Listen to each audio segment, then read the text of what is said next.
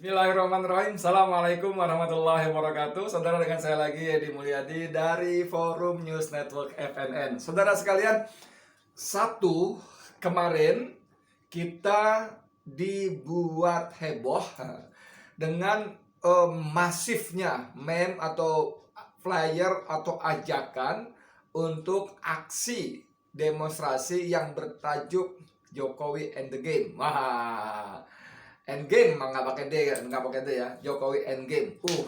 Dahsyat.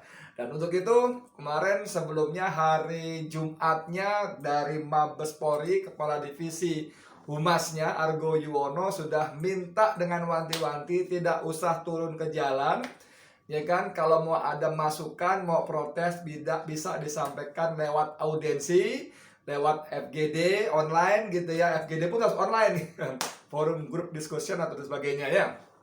Nah, tapi meski demikian juga kita baca berita bagaimana aparat keamanan khususnya Polri itu mengerahkan tidak kurang dari 3.800 sekian personel untuk mengamankan aksi yang disebut-sebut sebagai aksi terbesar dalam sejarah pandemi ya, selama pandemi ini ya.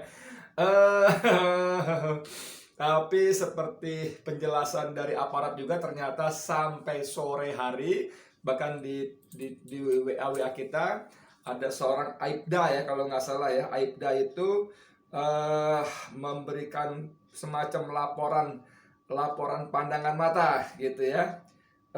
Seru juga ini. Si Aibda mengatakan bahwa ternyata tidak ada. Alhamdulillah, kita semua saya kira juga alhamdulillah, karena gosipnya itu sungguh mengerikan. Sepertinya seolah-olah akan bagaimana gitu ya, akan terjadi apa sih namanya, diarahkan ke arah Glodok. Anda tahu Glodok, Chinatown, pecinan ya. Dan itu kemudian memori kita seperti digiring menuju tahun 98, bagaimana terjadi penjarahan dan sebagainya, seterusnya dan lainnya. Walaupun kemudian belakangan terbukti bahwa itu adalah juga bukan murni. Nah, kalau istilah Mahfud MD, Menko Polhukam, bahwa aksi kemarin tanggal 24 itu walaupun tidak ada, tapi pun kalaupun ada kelompok murni dan kelompok tak murni, tidak murni. Nah, ini mundur lagi tahun 98, itu juga ternyata terbukti banyak analisis dan sebagainya yang menyebut itu kelompok tidak murni, karena ada kelompok tertentu dari pihak tertentu yang mengerahkan begitu rupa menjadi stimulus. Memang pada akhirnya terjadi penjarahan, pembakaran di mana-mana, di mall segala macam itu. Tapi itu hasil stimulus kerja kelompok kecil tertentu yang sangat terlatih. Oke? Tapi kita tidak bicara soal itu. Kita bicara tentang bagaimana aksi kemarin ya. Aksi kemarin yang ternyata tidak seheboh yang kita khawatirkan. Boleh nggak saya katakan khawatirkan? Karena biar gimana pun kita juga khawatir ya kalau sampai terjadi kerusuhan, apalagi penjarahan, apalagi semacam 98 gitu ya. Walaupun kata pihak-pihak tertentu, terutama maksud saya istana ya, itu memang ada ditunggangi, ada kelompok tertentu yang sangat politis menunggangi. Nah, ini kan seru sekali ya. Walaupun ada televisi swasta yang secara khusus mewawancari siapa sih Yunanto itu ya.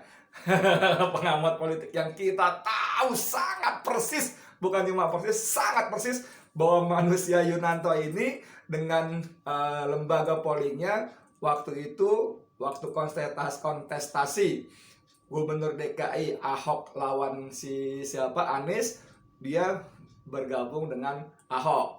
Waktu Pilpres bergabung dengan Jokowi ya gitu kan. Tapi yang menarik adalah ketika si wartawannya, orang suka menyebut presenternya, itu dengan memberikan tayangan tuh, kalau yang beredar di grup-grup WA itu sekitar 12 menit ya. Tayangan menit pertama itu ada ucapan rilis pernyataan dari Menko Polhukam Mahfud MD yang menyebutnya tadi kelompok tak murni dan sebagainya, bertujuan politis dan sebagainya. Dan lagi-lagi nih, sorry banget ya, sebagai wartawan yang nggak muda lagi, saya sungguh-sungguh sangat prihatin dengan media ini. Media televisi ini yang sebetulnya punya nama cukup besar ya, cukup terhormat, paling nggak dianggap terhormat, dianggap besar.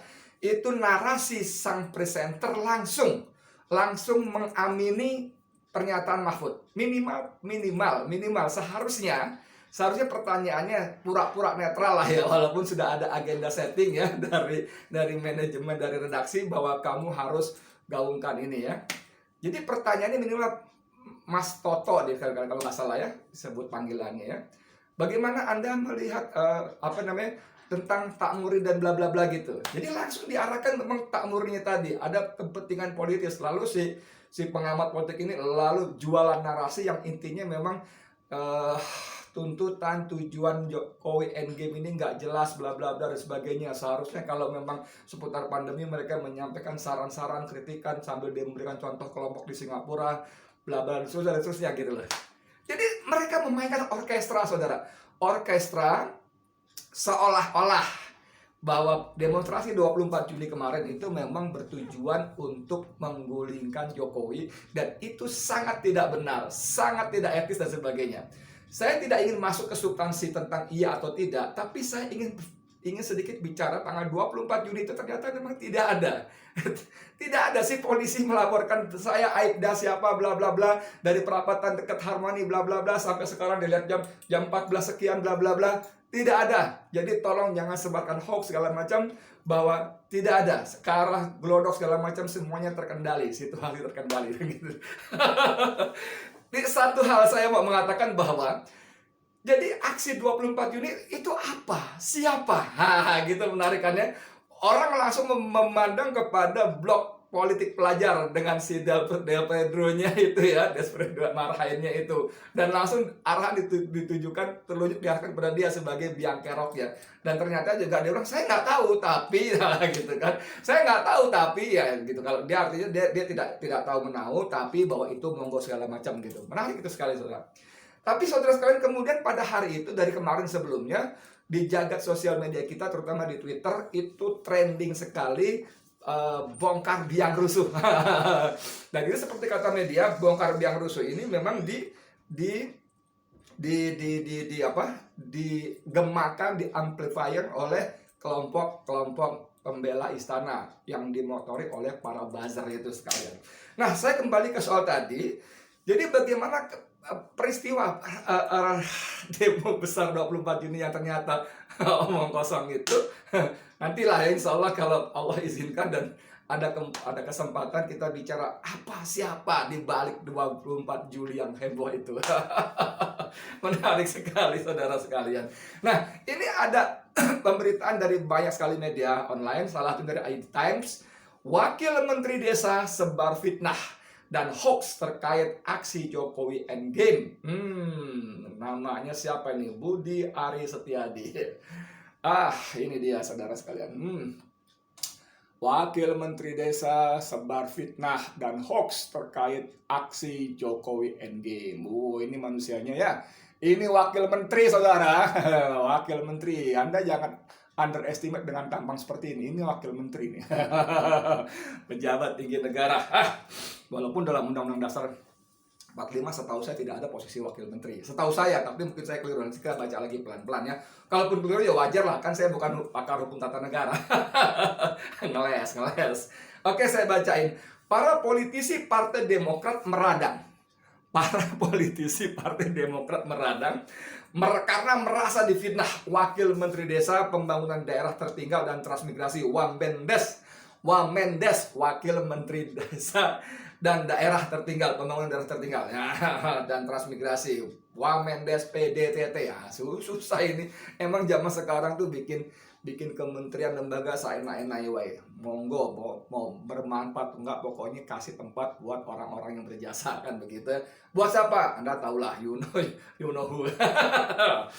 Oke, saya ulang lagi. Para politisi Partai Demokrat meradang karena merasa difitnah Wakil Menteri Desa Pembangunan Daerah Tertinggal dan Transmigrasi Wamendes PDTT Budi Ari Setiadi terkait isu ajakan melakukan demonstrasi bertajuk Jokowi Endgame Sabtu 24 Juli 2021. Pasalnya, melalui karikatur yang diposting di akun media sosialnya, Wamendes secara terang-terangan menuduh Partai Demokrat sebagai dalang aksi tersebut. Menarik sekali di Wamendes, bro. Wamendes, bro, wakil menteri. Ini yang bikin begini bukannya si Permadi, bukannya Ade Armando, bukannya Desi, Denny Siregar, bukannya dan gerombolan Eko Kuntadi, Budi Kamari, bukan. Ini wakil menteri, bos. Mak, salam pelan-pelan ya. Ini wakil menteri. Nah, ya. Dalam karikatur itu, Wamendes menampilkan sebuah tangan yang di setiap ujung jarinya terdapat gambar orang yang salah satunya berkepala kursi dan tulisan Demokrat. Pada karikatur tersebut terdapat narasi begini. Pakai tangan adik-adik mahasiswa lagi untuk kepentingan syahwat berkuasanya. Lalu ada tanda pagar bongkar biang rusuh. Mau apa? Mau tahu gambarnya? Ini dia.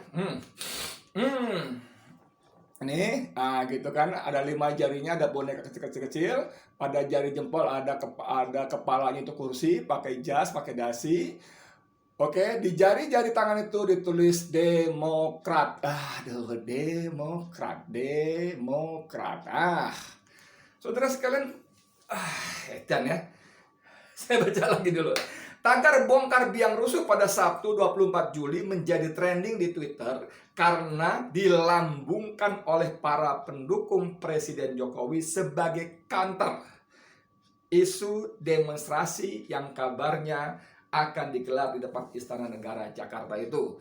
Tagar bongkar biang rusuh antara lain berisi permintaan agar polisi menangkap para penggagas aksi tersebut. Iya. Oke. Anda mau komentar apa? Ini saya nggak tahu. Saya tidak bermaksud membela Demokrat. Mohon maaf, sedikit pun tidak punya niat. Tidak punya niat. Buat saya Demokrat punya catatan khusus. Buat saya dalam keberpihakannya terhadap umat dan sebagainya. Sorry. Tapi pada konteks ini gila. Ini gila betul. Dari mana si Wamendes ini, wakil menteri desa, apalagi tadi, pembangunan daerah tertinggal dan transmigrasi, mampus nggak panjang bener kalimatnya ya. Dari mana si siapa namanya tadi, biar pendek aja dah, kepanjangan. Dari mana si Budi Aris Setiadi ini punya data bahwa di balik aksi 24 Juli itu ada Partai Demokrat? Ulang kalimatnya, di balik aksi 24 Juli yang zong itu yang ternyata cuman isapan jempol ya. Ya, itu ada Partai Demokrat. Satu. Dari mana dia tahu? Kalaupun dia tahu, apakah informasi itu valid? Nah, katakanlah ada orang tertentu, ada lembaga tertentu, bahkan lembaga negara tertentu yang dibiayai oleh APBN maksud saya, itu memberikan bisikan informasi kepada Budi Aris Setiadi. Yang pertama. Yang kedua, apakah itu valid? Nah, gitu kan. Apakah betul valid bahwa di belakang ini ada Partai Demokrat? Yang kedua. Yang ketiga, kalaupun valid,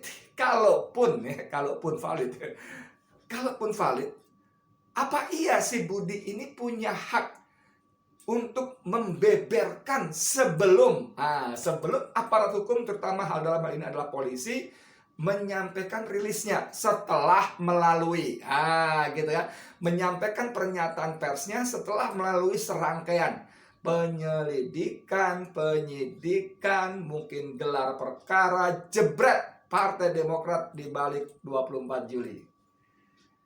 Kalau tidak melalui semua proses itu, saudara, berarti yang dilakukan Budi Aris Setiadi adalah menyebar hoax, menyebar berita bohong.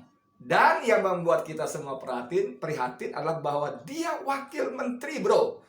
Wakil menteri, jabatan formal, jabatan politik formal yang tidak main-main gitu loh. Bayangkan kalau Anda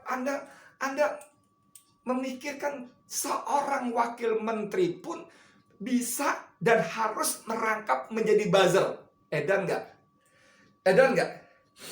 Seorang wakil menteri punya tugas lain menjadi buzzer, merangkap menjadi buzzer. Edan ini. Ini menurut saya sumber-sumber sangat gila. Sangat-sangat gila. Fakta-fakta yang sangat gila, tidak masuk akal. Tidak masuk akal. Dan harusnya orang-orang Partai Demokrat yang marah meradang ini, saya belum tahu perkembangan terbarunya. Harusnya mereka melaporkan siapa Budi Aris Setiadi tadi kepada polisi karena dia telah menebar hoax, menebar fitnah. Harusnya polisi memang tidak bisa kalau megang pas undang-undang ITE yang terbaru yang konon katanya mau direvisi itu atau bahkan digugurkan, dicabut sesuai kata Jokowi, jika memang pada pelaksananya undang-undang ini menimbulkan ketidakadilan dan saling mengancam di antara rakyat, maka saya minta kepada DPR untuk bersama-sama pemerintah membuat revisinya supaya ada hilang ketidakadilan tadi, gitu kan. Dan sampai hari ini kita tidak mendengar satu pasal pun yang pasal-pasal karet itu direvisi. Yang ada justru pemerintah membentuk tim untuk menafsirkan pasal-pasal karet. Dan Anda tahu yang diundang untuk jadi narasumber dalam menyusun penafsiran pasal-pasal itu antara lain bernama, masih ingat?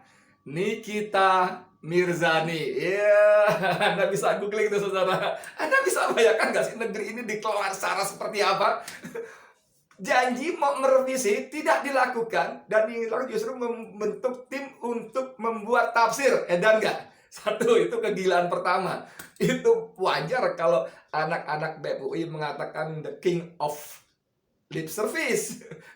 Pembual, mengibul, tidak sesuai antara pernyataan dan perbuatan. Janji merevisi, tidak direvisi, bikin tim untuk bikin penafsir. Yang kedua, kegilaan yang tidak tanggung-tanggung lagi, mengundang Nikita Mirzani, bro. Ada tahu dong dia siapa? Emang nggak ada narasumber lain gitu loh. Astagfirullahaladzim. Ya wes lah, itu terserah mereka. Tapi kembali ke soal ini tadi ya. Saya baca lagi. Pasalnya melalui karikatur yang diposting di akun media sosialnya, Wam Mendes secara terang-terangan menuduh Partai Demokrat sebagai dalang aksi tersebut. Dalam karikatur itu, Wam Mendes menampilkan sebuah tangan yang di setiap ujung jarinya terdapat gambar-gambar orang yang salah satunya berkepala kursi dan tulisan Demokrat. Pada karikatur tersebut terdapat narasi begini: pakai tangan adik-adik mahasiswa lagi untuk kepentingan syahwat berkuasanya. Bongkar biang rusuh. Tagarnya bongkar biang rusuh. Bos, biang rusuh ini, bongkar biang rusuh ini seperti kata tulisan media di sini, ini dilambungkan oleh para pendukung Jokowi yang kita kenal dengan buzzer. Anda buka Twitter deh, yang menposting ini dengan get antara lain Muanas Al-Aidid. Anda tahu dong Muanas Al-Aidid ini manusia spesialis melaporkan orang-orang yang berseberangan dengan kekuasaan Jokowi kepada polisi, mau Barreskrim, ini orang sangat spesialis. Resminya dia advokat loh. Dan gila betul ini. Dan ini digaungkan oleh Muanas Al-Aidid dan gerombolannya, dan ternyata Allah menunjukkan kepada kita anggota gerombolan buzzer ini, Muanas Al-Aidid ini bernama Budi Aris Setiadi. Anda suka nggak suka dengan saya, monggo silakan. Tapi saya mau mengatakan bahwa ada bagian dari buzzer yang menggaungkan, melambungkan tagar bongkar biang rusuh.